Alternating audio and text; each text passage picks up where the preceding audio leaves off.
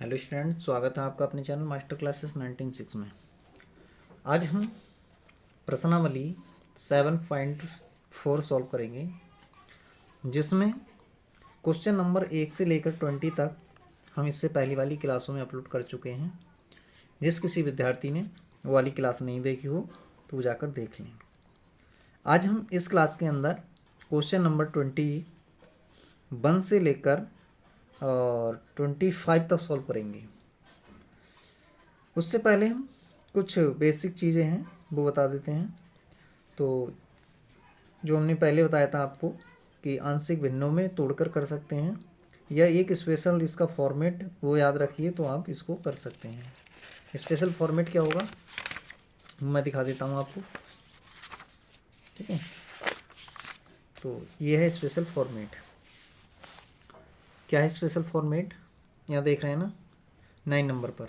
Integration, अगर हमें किसका करना हो px प्लस क्यू, यानी ऊपर रैखिक समीकरण हो और नीचे दो घात समीकरण हो, तो उसका हमें इंटीग्रेशन करने के लिए क्या करते हैं हम, जो ऊपर रैखिक समीकरण है तो रैखिक समीकरण को हम इस प्रकार से लिख लेते हैं। a एक कांस्टेंट है, ठीक है, अचर है कोई, d/dx किसका, हर का, प्लस b एक दूसरा कांस्टेंट जोड़ दिया हमने। इसका जब अवकलन करेंगे डिफ्रेंशिएशन तो क्या आएगा, ये a 2ax प्लस b हो जाएगा, प्लस में एक कांस्टेंट अदर जोड़ा जाता है। तो इस तरीके से किया जाता है। सिमिलरली चाहे अपॉन में रूट हो या ना हो, इसी प्रकार से तोड़ेंगे अगर ऊपर रैखिक समीकरण है तो, ठीक है। तो ये अगर स्पेशल फॉर्मेट आप याद रख लेते हैं तो आसानी से हम इसे कर सकते हैं। अन्यथा ये भी एक आंशिक भिन्नों का ही एक तरीका समझो, ठीक है। आंशिक भिन्नों में सिमिलरली इसी प्रकार से तोड़ते हुए हैं, तो आप इसको याद रख सकते हैं, या स्पेशल टाइप इसे समझ लो कि इस तरीके से हम यहाँ इसका समाकलन करते हैं।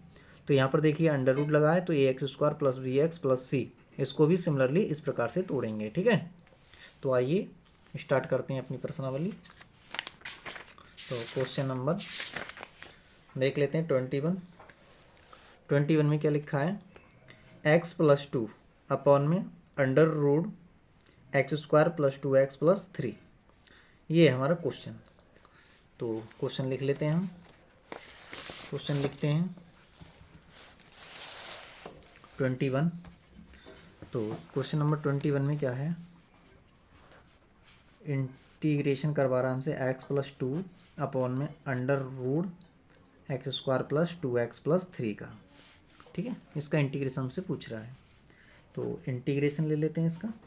x प्लस 2 अपॉन में under root x² plus 2x plus 3 into dx, इसका याद करना है।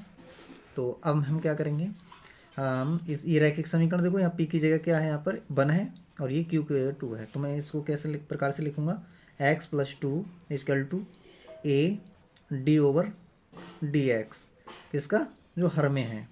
तो हर में लिखा है x² प्लस 2x प्लस 3, और प्लस में एक दूसरा कांस्टेंट जोड़ देंगे b, जोड़ दिया। तो अब इसका क्या कर लेते हैं, अवकलन कर लेते हैं। तो a इसका अवकलन क्या आएगा, पावर आगे जाती है 2x हो जाएगा, प्लस इसका कितना हो जाएगा, 2 कांस्टेंट है, x का 1 हो जाएगा तो 2 रह जाएगा, और ये कांस्टेंट का करेंगे तो 0 हो जाएगा, तो इतना ही हो जाएगा, प्लस b। तो ये आ गया x प्लस 2।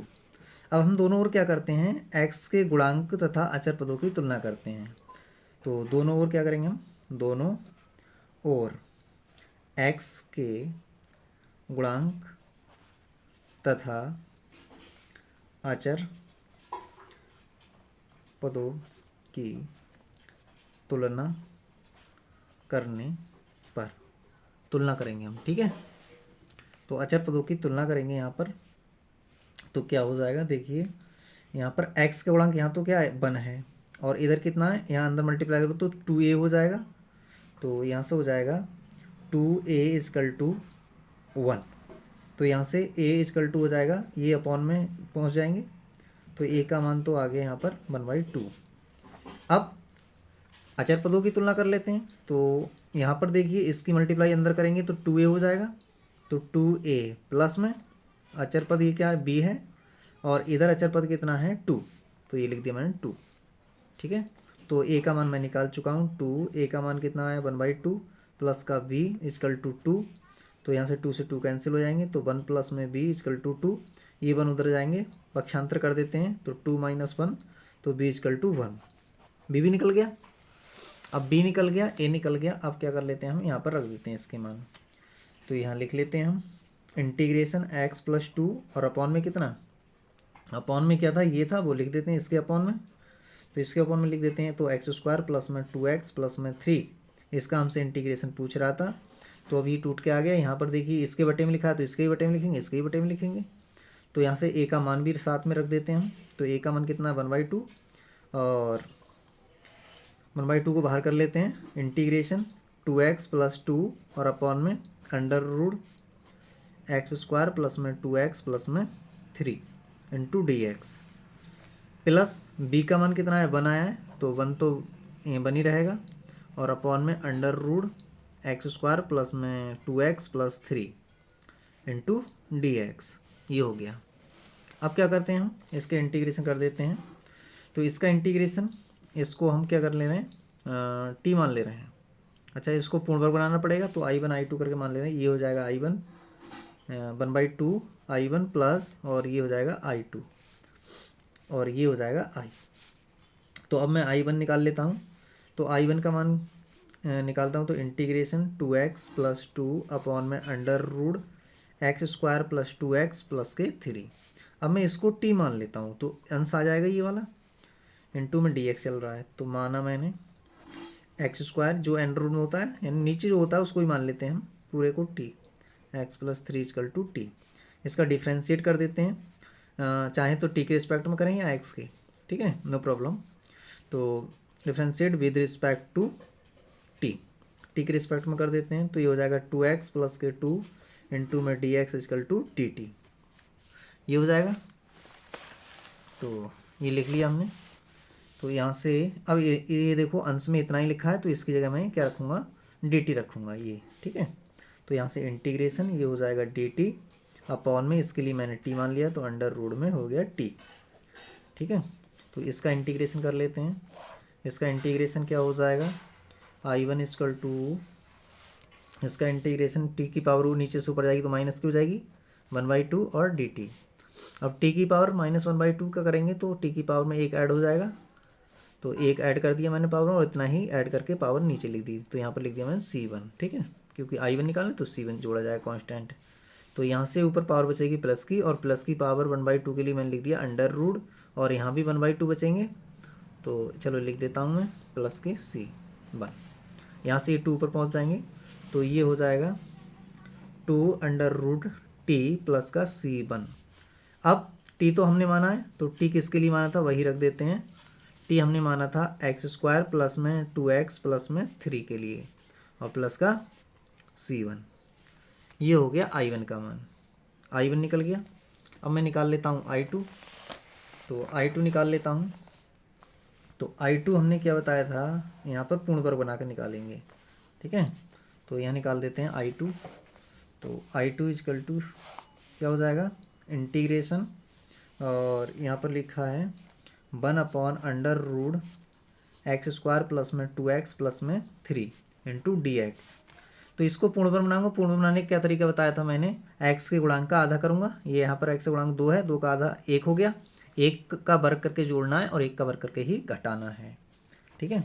तो यहाँ पर लिख देते हैं 1 into dx upon under root x square plus 2x plus 1, ये मैंने जोड़ा है, 1 का वर्ग करेंगे 1 ही आएगा, और प्लस में 3 ये मैंने घटाया है, ठीक है।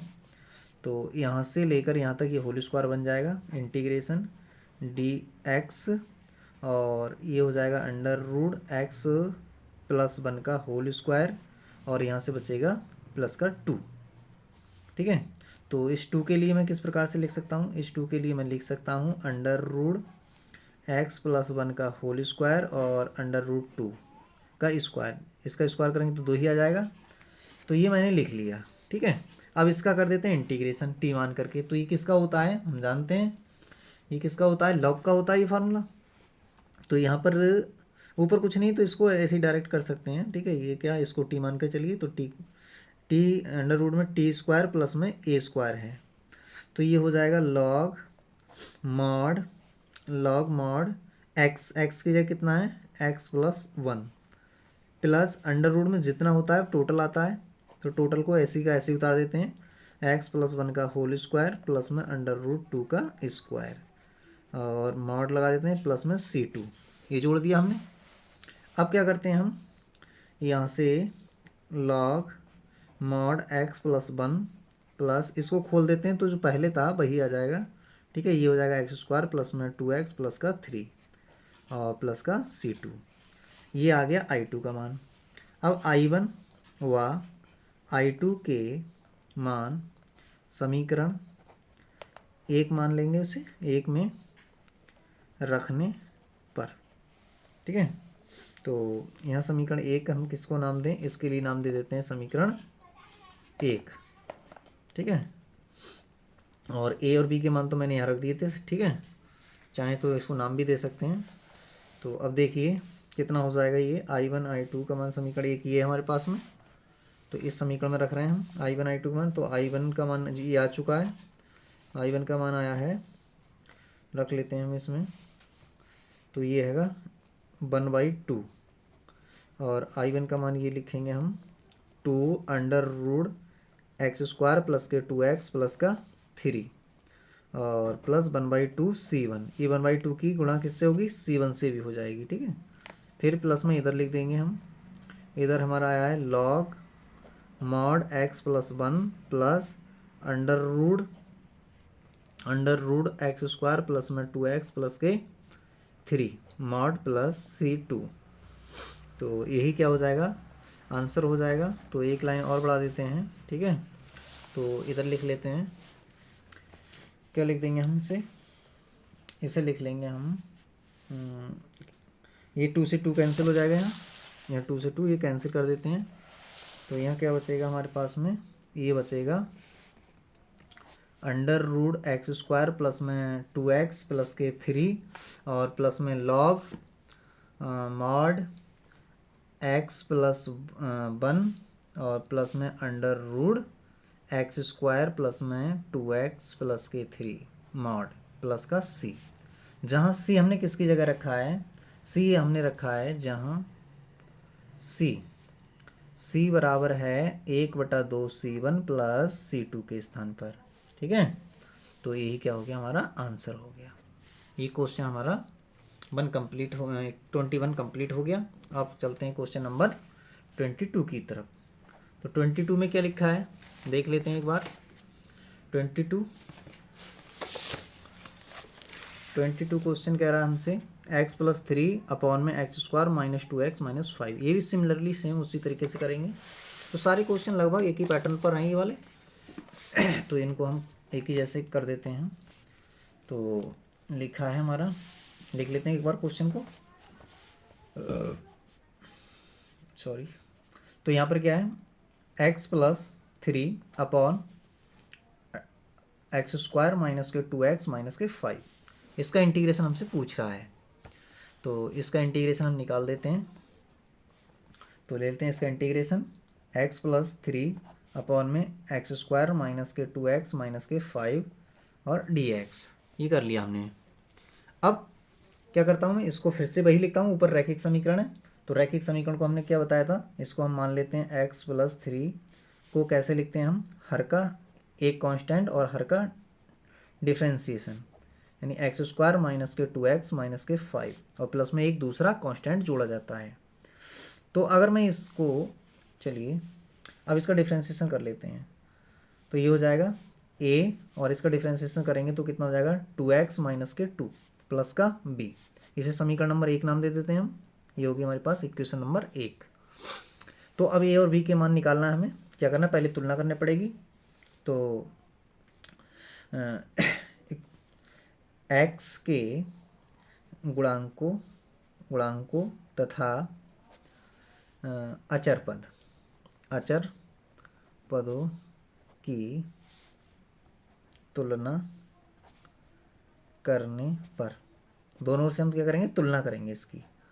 तो तुलना कर लेते हैं, तो देखिए यहाँ पर अंदर मल्टीप्लाई करेंगे तो 2a हो जाएगा x का गुणांक और इधर x का गुणांक कितना है, कुछ नहीं 1 है, तो ये जाएगा 2a इजकल टू 1। तो यहाँ से a इक्वल टू आ जाएगा 1/2, a निकल गया। अब अचर पद की तुलना करेंगे हम। तो अचर पद की तुलना के लिए हमें क्या करना पड़ेगा, यहाँ से अंदर मल्टीप्लाई करा लेते हैं, मल्टीप्लाई कराते हैं तो कितना हो जाएगा माइनस का 2a और यहाँ प्लस का b, और इधर अचर पद कितना है 3। तो a का मान तो हम निकाल चुके हैं, तो a का मान आया 1/2 प्लस का b इक्वल टू 3। तो यहाँ से कितना हो जाएगा, ये 2 से 2 कट जाएगा, तो माइनस का 1 प्लस का b इक्वल टू 3, ये 1 उधर जाएगा प्लस का हो जाएगा पक्षांतर करने पर, तो 3 प्लस में 1 कितना हो जाएगा 4। तो ये v का मान भी निकाल लिया हमने, a का मान भी निकाल लिया। अब a और v के मान कहाँ रख दोगे, समीकरण नंबर 1 में। a तथा b के मान कहाँ रखेंगे हम, समीकरण 1 में, इसमें रख देंगे रखने पर। तो समीकरण 1 हमारी ये है, यहाँ रख लेते हैं। तो यहाँ देखा है x प्लस 3 और a का मान हमने निकाला है, a का मान निकाला 1/2, तो ये हो जाएगा 1/2 और इंटू 2x माइनस के 2 और b का मान आया है 4। ठीक है, अब इसका हमें इंटीग्रेशन करना है, तो इंटीग्रेशन ले लेते हैं दोनों साइडों में। दोनों साइड में इंटीग्रेशन लेते हैं, तो इंटीग्रेशन कितना हो जाएगा, देखो यहाँ पर अपॉन में कितना था ये वो लिख देते हैं और साथ में इंटीग्रेशन ले लेते हैं। तो इंटीग्रेशन x प्लस 3 और अपॉन में निकालना था x² माइनस के 2x माइनस के 5, इसका इंटीग्रेशन निकालना था। इधर इंटीग्रेशन लिया, इधर भी इंटीग्रेशन लेंगे, तो 1/2 को बाहर कर देते हैं और ये 2x माइनस के 2 अंश में हो गए और अपॉन में ये लिखेंगे। ठीक है, तो यहाँ से दोनों साइड में ये लिखना पड़ेगा। तो यहाँ हो जाएगा माइनस के 2x माइनस के 5 और इंटू dx प्लस का 4 को तो बाहर कर देते हैं, इंटीग्रेशन, और यहाँ इसके अपॉन में कर रहा है, इसके भी अपॉन में आएगा, सबके अपॉन में कर रहे हैं, तो ये dx अपॉन में x² माइनस के 2x माइनस के 5 इतना हो जाएगा अभी ये। ठीक है, तो अब मैं इसको क्या मान लेता हूँ, I1 I2 मान लेता हूँ। तो ये i इक्वल टू इसे मान लेता हूँ 1/2 I1 और प्लस 4 इसे मान लेता हूँ I2। अब I1 और I2 के मान यहाँ निकाल कर रख देंगे। ठीक है, इसे समीकरण नंबर हमने 2 नाम दे दिया, समीकरण नंबर 2 हो गई। तो अब निकाल लेते हैं हम I1। तो I1 निकालते हैं, ये अलग है। ठीक है, तो I1 इक्वल टू कितना हो जाएगा, इंटीग्रेशन 2x माइनस के 2 और अपॉन इंटू dx अपॉन में x² माइनस माइनस में 2x माइनस के 5। ठीक है, तो इसका पूर्ण वर्ग बनाना पड़ेगा। पूर्ण वर्ग बनाने का तरीका क्या बताया था हमने, x से गुणांक का आधे का वर्ग करके जोड़ देंगे और उतना ही घटा देंगे, यही बताया ना हमने। तो यही काम कर लेते हैं हम। तो इंटीग्रेशन 2x माइनस के 2 यहाँ से हो जाएगा ये x² माइनस के 2x, तो यहाँ पर x से गुणांक 2 है, 2 का आधा 1 हो गया, तो 1 हमने जोड़ दिया और 1 ही घटा लेंगे। ठीक है, 1 घटा लिए इसमें से, इंटू में dx। तो इंटीग्रेशन 2x माइनस के 2 और dx अपॉन में यहाँ से लेकर यहाँ तक ये होल स्क्वायर बन गया, तो ये होना x माइनस 1 का होल स्क्वायर और ये हो जाएंगे -5 माइनस 1 माइनस के 6, तो 6 के लिए मैं अंडर रूट 6 का स्क्वायर लिख सकता हूँ। ठीक है, तो इस तरीके से मैं लिख सकता हूँ इसे। अब ये फार्मूला बन गया, किसका फार्मूला बना है ये हम जानते हैं। ये फार्मूला किसका होता है, ये किसका फार्मूला होता है, किसी का होता है ये फार्मूला, अंडर रूट में होता है तब होता है ना ये फार्मूला। तो इसमें मैं क्या करूँ फिर, इसमें इसको ये लॉग का होता है, x अगर इधर है और ये किसका होता है, a इधर है, तो ये लॉग का होता है। तो मैं इसे लॉग का लिख लेता हूँ। तो नहीं, ऊपर ये है। ठीक है, तो इसको हम इस तरीके से नहीं लिख सकते, तो यहाँ पे थोड़ा सा गलत जा रहे हैं हम। तो यहाँ से क्या कर लेंगे हम, यहाँ से कर लेंगे ये कि पूरे को t मान लेंगे, नीचे अब जितना है उसके लिए हम t मान लेते हैं। तो मान लेते हैं हम, माना x² माइनस के 2x माइनस के 5 इक्वल टू t मान लिया मैंने। तो t मान लिए तो अंश आ जाएगा, ये बिल्कुल आ जाएगा। तो इसका डिफ्रेंशिएट कर लेते हैं, डिफ्रेंशिएट करेंगे तो आ जाएगा 2x माइनस का 2 और dx इक्वल टू में dt। ठीक है, तो ये अंश आ गया, तो आराम से हो गया ये इंटीग्रेशन। ये हो जाएगा dt, इसके स्थान पर मैं क्या रखूँगा, dt रख लिया। अपॉन में क्या हो गया, मैंने t मान लिया। ठीक है, तो इसका इंटीग्रेशन कर देते हैं, तो इसका कितना हो जाएगा log t क्या हो जाएगा, मॉड लॉग टी प्लस का C1। तो यहाँ से ही आ जाएगा, टी तो मैंने माना है, टी किसके लिए माना है, ये माना मैंने x² माइनस के 2x माइनस 5 और प्लस C1। ये I1 का मान निकल गया, I1 का मान निकल गया। अब मैं I2 का मान निकाल लेता हूँ। तो I2 का मान निकालते हैं, आइए। तो I2 कितना हो जाएगा, लिख लेते हैं। तो I2 इजकल टू लिखते हैं, तो इंटीग्रेशन dx अपॉन में ये हो जाएगा x² माइनस के 2x माइनस के 5। तो इसका पूर्ण वर्ग बनाना पड़ेगा, क्योंकि यहाँ पर पूर्ण वर्ग इसलिए नहीं बना पाए हम क्योंकि अंश में इसके ये था। अंश में अगर ये नहीं होता तो हम इसको पूर्ण वर्ग बना लेते। यहाँ पर अंश में 1 है तो इसका पूर्ण वर्ग बन जाएगा। इंटीग्रेशन dx अपॉन में ये x² माइनस के, यहाँ से पूर्ण बनाया था उसी प्रकार से लिख ही लेते हैं इसको, x माइनस बनाएगा और माइनस में √6 का स्क्वायर आ जाएगा। ठीक है, तो इसका हम अब ये फार्मूला बन गया लॉग वाला। तो लॉग में क्या था, 1 में a वाला बनेगा, ये 1 में 2a वाला, तो 2a के स्थान पर क्या है, यहाँ पर ये नहीं था फार्मूला, चलो दिखा देते हैं हम। इंटीग्रेशन यहाँ पर था हमारा dx अपॉन में x² माइनस a²। तो इसका इंटीग्रेशन क्या था, 1 में 2a log x minus a और x प्लस a, ये वाला फार्मूला था। ठीक है, ये लगा रहे हैं हम, तो लगा देते हैं यहाँ पर। ठीक है, तो यहाँ से हो जाएगा 2a की जगह कितना, √6 और हो जाएगा लॉग x के स्थान पर कितना, x minus 1 mod x minus 1 और माइनस √6 अपॉन में x माइनस 1 प्लस √6 और प्लस का C2, इतना हो गया। अब ये आया किसका मान, I2 का मान आया, इसका मान आ गया, I2 का मान आ गया। तो I1 व I2 के मान कहाँ रखेंगे हम, समीकरण नंबर 2 में रखने पर 2 में रख देते हैं इसे। तो 2 समीकरण ये है, तो I इक्वल टू निकल जाएगा, तो 1/2 I1 का मान कितना है, ये है I1 का मान। तो ये आया है लॉग मॉड x² माइनस के 2x माइनस के 5 प्लस का C1 और प्लस में I2 का मान कितना है, यहाँ 4 था, तो I2 का मान ये निकाला हमने। I2 बराबर इधर लिख लेते हैं, इधर आ नहीं पाएगा, तो यहाँ 4 इंटू और 1/2 √6 और log mod x minus 1 minus के √6 अपॉन में x प्लस 1 प्लस के √6 और प्लस का C4 C2। ठीक है, यहाँ से 2 से ये कट जाएंगे, तो यहाँ कितना आ जाएगा, ये 1/2 लॉग मॉड x² माइनस के 2x माइनस के 5 प्लस यहाँ पर भी 1/2 जाएंगे साथ में।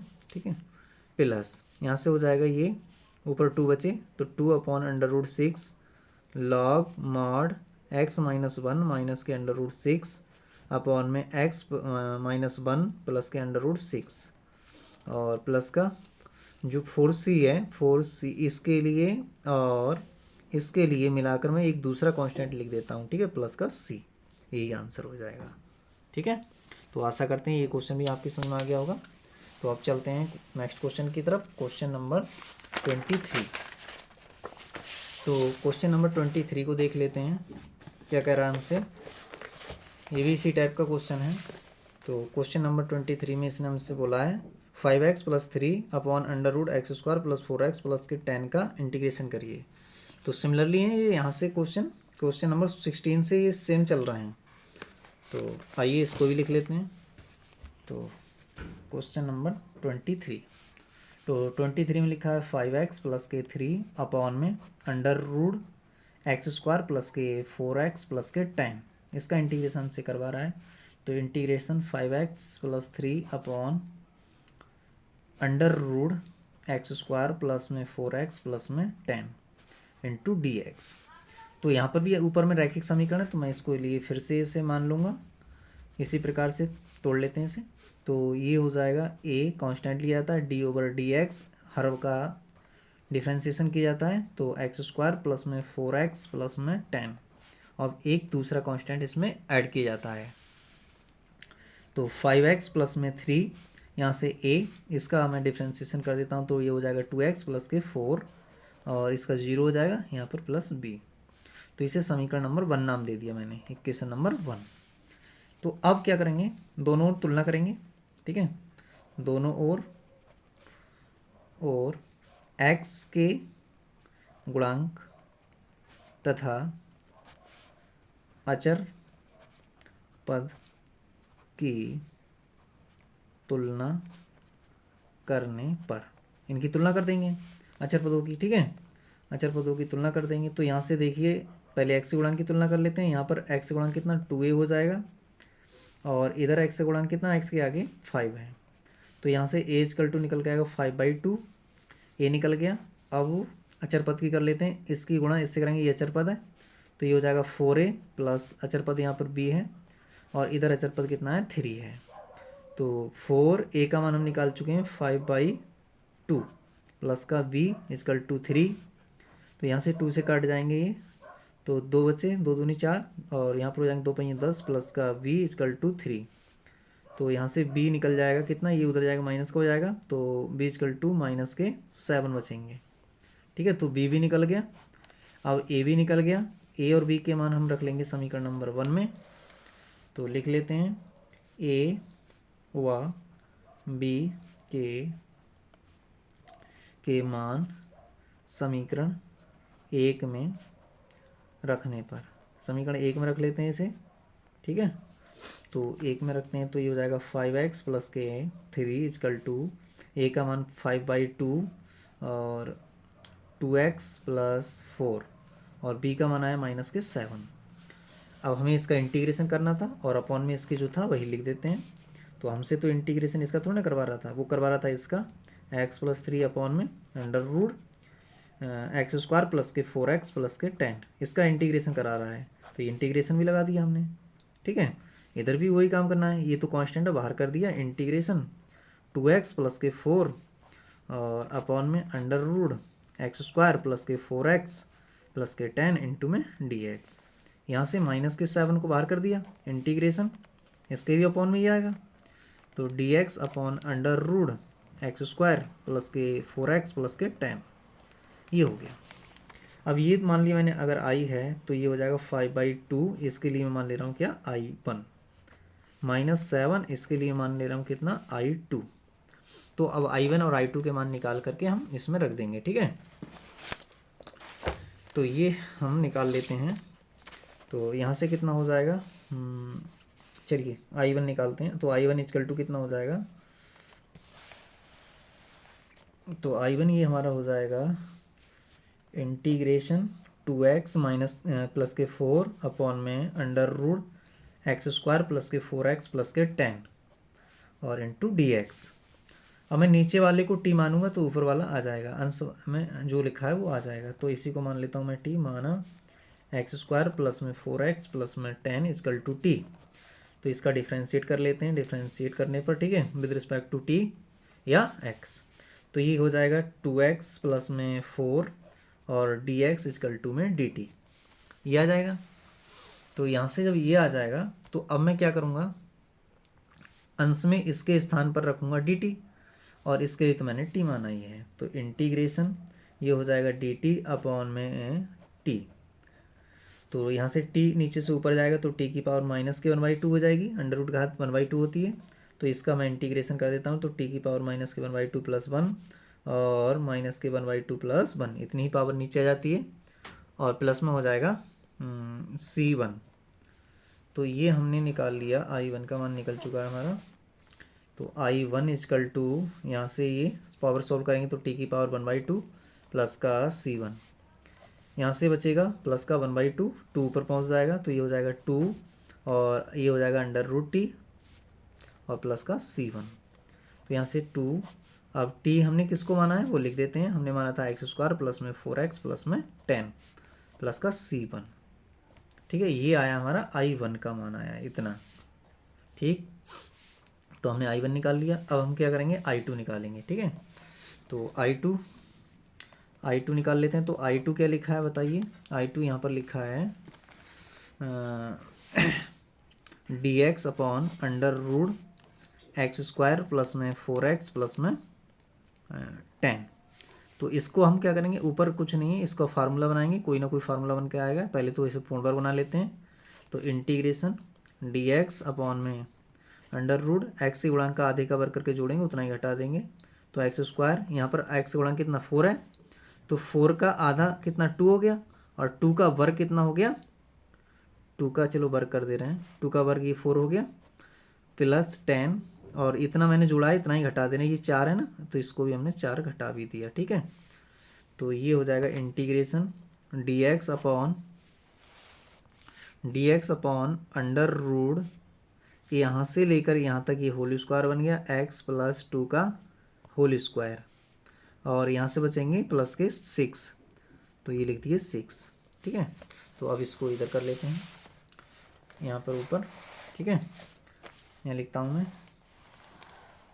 तो I2 इक्वल टू कितना आया है, यहाँ से आया integration dx upon under root x plus 2 का होल स्क्वायर, और अंडर रूट 6 के लिए मैं लिख रहा हूँ अंडर रूट 6 का स्क्वायर। तो ये किसका फार्मूला बना, लॉग का फार्मूला बन जाएगा। ठीक है, तो लॉग का फार्मूला हम लगा देते हैं। तो क्या था लॉग का फार्मूला, तो हम जानते हैं ये था 1/2 वाला था, तो वही वाला लगा लेते हैं हम इसमें फार्मूला। इसको टी मान ले रहे हैं, चलो इसको टी मान लेता हूँ मैं, x plus 2 is equal to t. तो अब डिफ्रेंशिएट करेंगे तो कितना हो जाएगा, ये dx इजकल टू dt। ठीक है, तो इतना हो जाएगा। अब इसमें यहाँ पर रख लेते हैं, तो इंटीग्रेशन ये हो जाएगा dt upon under root x plus 2, अच्छा सॉरी इसकी जगह तो हमने टी मान लिया, तो ये हो जाएगा टी का स्क्वायर प्लस अंडर रूट 6 का स्क्वायर, ये हो जाएगा। तो अब ये लगा देते हैं इसमें लॉग, तो लॉग मॉड कितना था टी, तो टी और प्लस में जितना ये है टोटल आता है अंडर रूट टी का स्क्वायर प्लस अंडर रूट 6 का स्क्वायर और मॉड प्लस C2। तो अब टी तो हमने माना था, किसके लिए माना था वो लगा देते हैं, ये माना था हमने x प्लस 2 के लिए, प्लस यहाँ भी लिख देते हैं x प्लस 2 का होल स्क्वायर प्लस में अंडर रूट 6 का स्क्वायर प्लस C2। तो अब क्या हो जाएगा, यहाँ से अब ये हो जाएगा, इसमें जो पहले था वही लिख देते हैं, बस एक लाइन और बढ़ा देते हैं, x प्लस 2 प्लस पहले कितना था यहाँ, ये था एक्स स्क्वायर प्लस में 4x प्लस का 10 मॉड प्लस C2। ये आ गया I2 का मान, किसका आ गया, I2 का मान आ गया। अब हम क्या करेंगे कि इसमें I1 और I2 के मान कहाँ रखेंगे, यहाँ लिख देते हैं I1 व I2 के मान समीकरण 2 में रखने पर, 2 मानी हमने, 2 कहीं लिखी नहीं हमने, चलो इसको लिख देते हैं समीकरण नंबर 2, समीकरण नंबर 2। ठीक है, तो यहाँ से क्या हो जाएगा, समीकरण 2 में रखने पर तो समीकरण 2 में रख लेते हैं, तो ये हो जाएगा I इक्वल टू 5/2, I1 का मान कितना आया है, ये आया I1 का मान 2 under root x square plus के 4x प्लस के 10 प्लस इसकी मल्टीप्लाई यहाँ भी हो जाएगी 5/2 C1, फिर कितना था ये माइनस का 7 था, -7, और I2 का मान फिर कितना आया है, यहाँ से ये आया है I2 का मान, ये आया log mod x plus 2 plus under root x square plus के 4x प्लस के 10 प्लस के माइनस के 7C2। अब ये 7C2 और इतने के स्थान पर मैं दूसरा कांस्टेंट रख लूँगा। ठीक है, यहाँ से ये कट जाएंगे, तो यहाँ से कैंसिल कर दिया हमने, तो यहाँ बचा 5 under root x square plus में 4x प्लस के 10 और माइनस के 7 लॉग, यहाँ से हो जाएगा log mod x plus 2 plus under root x square plus में 4x प्लस के 10 और मॉड प्लस c, यही इसका आंसर हो गया। तो आशा करते हैं ये भी क्वेश्चन आपको समझ में आ गया होगा। तो अब चलते हैं नेक्स्ट क्वेश्चन की तरफ। तो नेक्स्ट क्वेश्चन क्या है, ये बहुविकल्पीय प्रश्न है, तो देख लेते हैं। क्वेश्चन नंबर 24 और 25 की कह रहा है कि सही उत्तर का चयन कीजिए। तो इसमें भी हम क्या करेंगे, सेम इसी प्रोसेस से करेंगे। तो सेम प्रोसेस क्या है हमारा, तो सेम प्रोसेस हमने बताया है कि हम पूर्ण वर्ग बना कर इसे हल कर लेंगे। तो आइए लिख लेते हैं हम क्वेश्चन नंबर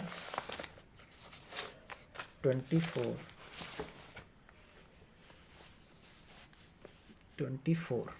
ठीक है, तो 24 की तरफ चलते हैं हम। 24 में था integration dx upon x square plus में 2x प्लस में 2। इसका इंटीग्रेशन हमें करना है।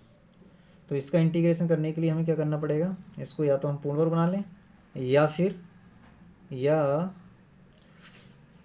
चलिए पूर्ण वर्ग ही बना लेते हैं, सबसे बढ़िया रहेगा। तो देखते हैं फिर क्या होता है। इंटीग्रेशन dx हमने बताया था x के गुणांक का आधे का वर्ग करके जोड़ेंगे और आधे का वर्ग करके घटा देंगे। तो यहाँ से x square plus 2x plus x गुणांक 2 है, 2 का आधा 1 हो गया, इतना जोड़ दिया और इतना ही घटा देंगे, 2 माइनस 1। तो इंटीग्रेशन dx अपॉन यहाँ से लेकर यहाँ तक ये बन गया होल स्क्वायर। तो ये बना x प्लस 1 का होल स्क्वायर और यहाँ से बचा प्लस का 1। तो 1 का स्क्वायर लिखेंगे। तो ये किसका फार्मूला बन गया, इसको अगर t मान के चलोगे तो tan इनवर्स का बन गया। तो tan इनवर्स क्या हो गया ये formula, tan inverse x plus 1 plus का c। ऐसा किसी ऑप्शन